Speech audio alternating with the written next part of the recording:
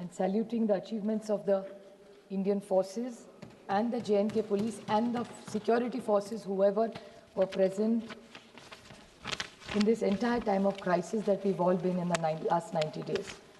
I would like to first, before I speak about Rajouri, Poonch, Pahalgam attacks, I would like to add Rajouri and Poonch because they have also had huge setbacks during this last few days. But I think Tejasvi Surya is not here, unfortunately. I can't see him in the house. But I would like to tell him and put it on record because I have this document which I can table. He said in his opening speech that Jawaharlal Nehru ji, Pandit ji, the first Prime Minister of India, never encouraged the defense forces. And we've never done anything. This is the first time India has done extraordinarily well in armed forces. He has not only insulted thousands and lakhs of Indian force and armies and their families who have stood so that you and I can be safe. I object to the statement that he has made. And I would like to read out what he said in his speech was, oh, Indo-Pak war, what the first war was a failure. That उसके लिए failure होगा. ये जो इतिहास हमें पढ़ाने बोल रहे थे ना, खुद पढ़ो ये सर. नहीं होगा तो ये बता देती हूँ मैं. Indo-Pak war, the first time we won. Operation Polo 1948, Hyderabad into Indian Union, September 1948, is a success of the Indian Army. Operation Vijay 1961, Goa, Diu, Daman, military operation led to the liberation of the Portuguese enclaves, completing India's territorial integration, December 1961. Indo-Pakistan War 1965 successfully defended Indian borders, preventing Pakistan from achieving its strategic objectives. August-September 1965, Bangladesh liberation and Indo-Pakistan War 1971. A decisive victory of Indian Army along Mukti Bahini liberated in Bangladesh in 13 days, leading to surrender 90,000 Pakistani troops, March 1991. This Tejasvi Surya इतिहास खुद पढ़ा नहीं होता तो ले लो. This is one thing. We may have political differences, like Sunil Tadkare ji said. He's absolutely right about this. That जब देश का सवाल आता है तो देश पहला, उसके बाद राज्य, उसके बाद पार्टी, उसके बाद फैमिली. पहले देश आता है. और जब कनिमोळी जी यहाँ है, मैं यहाँ हूँ. जब हमें किरण रिजिजू का फोन आया था, किरण जी ने मुझे सिर्फ फोन पे कहा, सुप्रिया तुमको देश के लिए 10 दिन देने पड़ेंगे. देश के लिए मैं क्या कर सकती हूँ? देश के लिए 10 दिन क्या बोल रहे हो किरण जी आप? ये माननीय प्रधानमंत्री जी का बड़ापन था कि हम सारे ऑपोजिशंस को उन्होंने लीड करने के जो विश्वास दिखाया है, यही एक सशक्त लोकतंत्र है. ये जो तेजस्वी सूर्या की छोटी सोच है ना, वो छोटी सोच हम नहीं रखते. जो अच्छा है वो अच्छा ही है. और जब देश के बारे में आता है, आप नहीं थी शैलजा जी, लेकिन ऑल पार्टी मीटिंग में हम जब गए थे तो पहली कांग्रेस पार्टी बोली थी और उन्होंने कहा था कि ये वक्त तू मैं का नहीं है. कांग्रेस पार्टी और सारी ऑपोजिशन नरेंद्र मोदी जी की सरकार के साथ पूरी ताकत से खड़ी रहेगी और हम आपके साथ हैं. आप जो निर्णय ले, युद्ध करे, कुछ भी करे, हम आपके साथ खड़े रहेंगे. और ये तेजस्वी सूर्या क्यों पता नहीं है. तो मैं ये जो नए लोग आके पता नहीं क्या क्या हमको सुना के जाते और गलत इतिहास बनाते और रिकॉर्ड पे गलत लाते, इसके लिए मुझे दुख हुआ उनके भाषण सुन के. उनके लिए बहुत अंधभक्त होते काय असेल.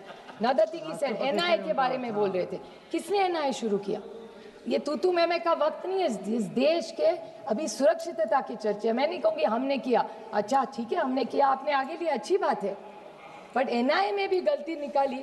ये जो तेजस्वी जी ने, या मुझे विश्वास है कि ये बीजेपी की लाइन नहीं होगी, ये तेजस्वी सूर्या जी की होगी. क्योंकि कब से, जब से हम सबको उन्होंने बुलाया था, और ये जो अभी मंत्री जी मेरा मिनिस्टर डॉक्टर जयशंकर जी बोले, मैं उनकी तहे दिल से हम सब की तरफ से आभारी हूँ कि हम सबको उन्होंने चुना और विश्वास के नाते हमें प्रदेश में भेजा. और मैं सिर्फ जयशंकर जी को 2-3 छोटे सवाल करना चाहती हूँ. उन्हें बहुत अच्छा उन्होंने भाषण सबको दिया, पर मुझे 2-3 सवाल उनको पूछने हैं. बड़ी विनम्रता से पूछना चाहती हूँ क्योंकि देश के बारे में है. कि उन्होंने कहा दुनिया ने हमें सपोर्ट किया, तो आतंकवाद में तो सब करते हैं और करना ही चाहिए. बट उन्होंने एक, मैं बड़ी विनम्रता से उनको कहना चाहती हूँ कि जहाँ हम भी गए, कि दुनिया का आप रिकॉर्ड भी देखिए, किसी ने हमारी तारीफ नहीं की, हम लड़े इसलिए, लेकिन डी एस्केलेशन जब किया, हमारी बहुत प्रशंसा सबने की. तो सारी दुनिया ने डी एस्केलेशन के बारे में भारत के लिए बहुत अच्छा भी बोला. तो जब बाकी के इनके जो सांसद है कहते हैं अभी घुस के मारेंगे और वो सब लैंग्वेज, वो सब ठीक है, कहने के लिए बहुत अच्छा भी लगता है, लेकिन इस दुनिया में जब लड़ाई होती है, आप भी एक महिला है, मैं जानती हूँ, संवेदनशील महिला है आप बताइए मुझे, जब हल्ला होता है तब क्या होता है? सिर्फ विधवा महिलाएं रहती है और बच्चे रहते हैं, क्या मिलता है किसी को? तो मेरे ख्याल से डायलॉग्स, टॉक्स, ये सारी बातें हम सब कह के आए कि terrorism, blood and water can not flow together. Anurag ji है यहाँ, वो रोज बोलते थे, हम 10 दिन घूम रहे थे कि cross border terrorism, terror and talks can not together, we were साथ में थे हम उसमें। मेरे ख्याल से किसी ने, और जब ऑल पार्टी मीटिंग में हम गए थे तब हमने कहा था कि अगर आप युद्ध करेंगे तो हम भारत के साथ रहेंगे, जो भी करेंगे आप। लेकिन जिस तरह से, और एक उन्होंने पूछा, एक बीजेपी के ने कि हमने अटैक किया और पहले वाली सरकार ने कुछ नहीं किया। मैं पूछना चाहती हूँ कि आपका ऑब्जेक्टिव था क्या?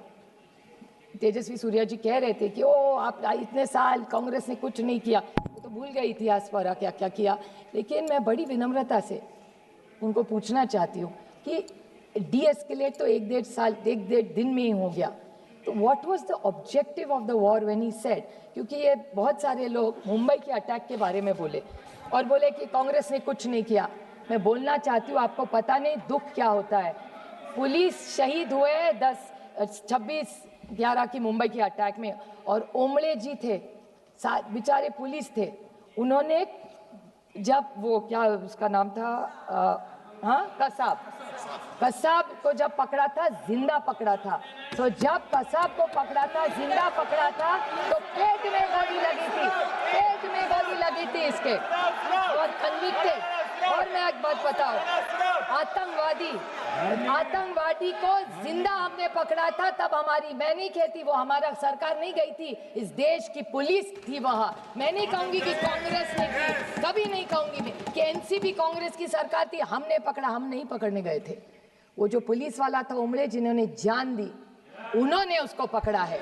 मैं कभी इस मामले में क्रेडिट नहीं लूंगी, इतनी तो इंसानियत रखो।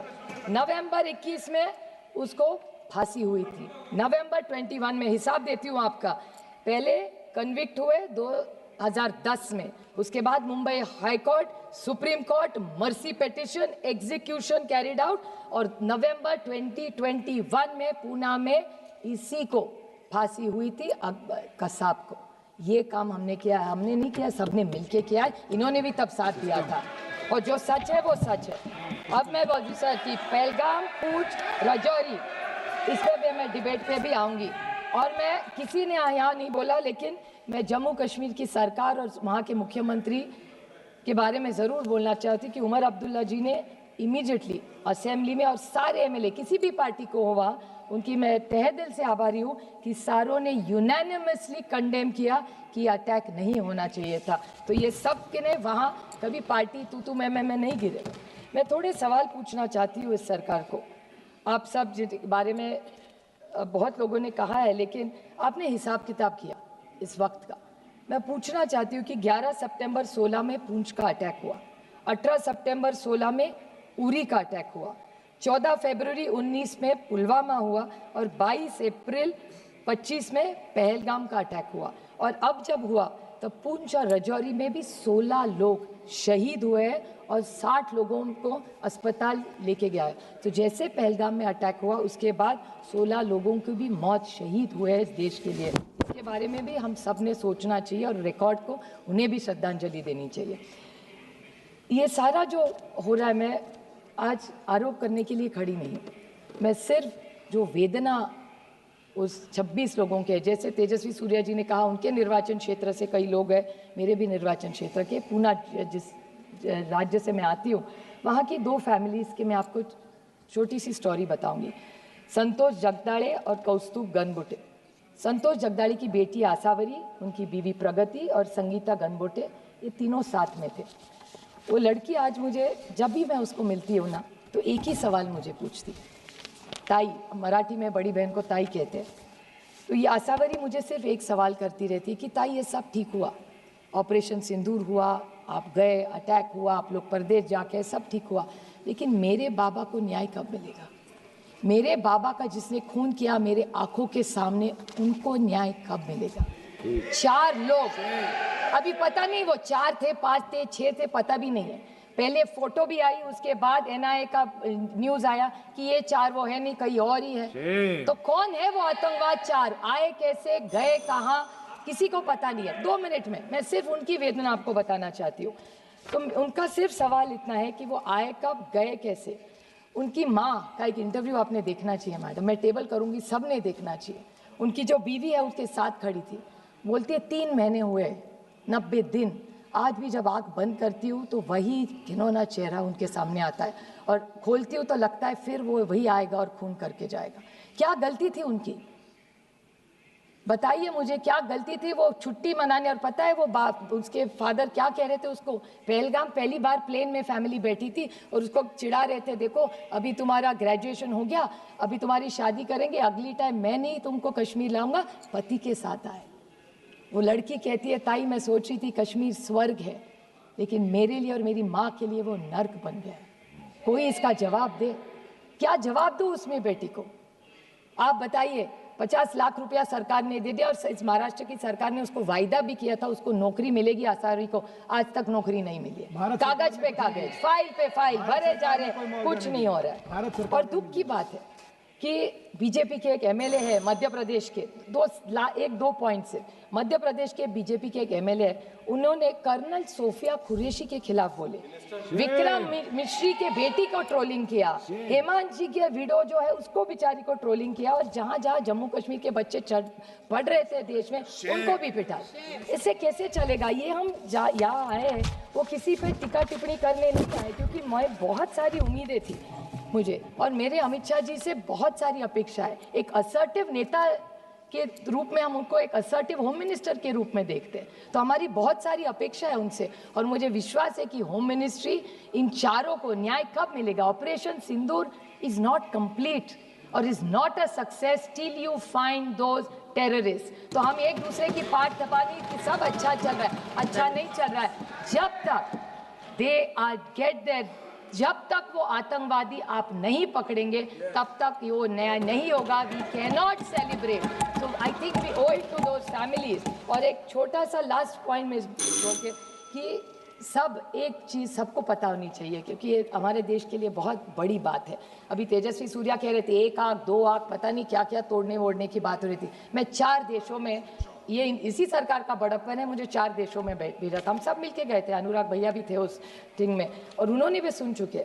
4 लोगों के बारे में हर देश ने हमें पूछा, हर देश में जहाँ जहाँ हम गए एक ही हमें पूछ रहे थे कि ये आप महात्मा गांधी के देश से आते, आप पंडित जवाहरलाल नेहरू जी के देश से आते, आप इंदिरा जी के देश से आते, आप मोदी जी के देश से आते।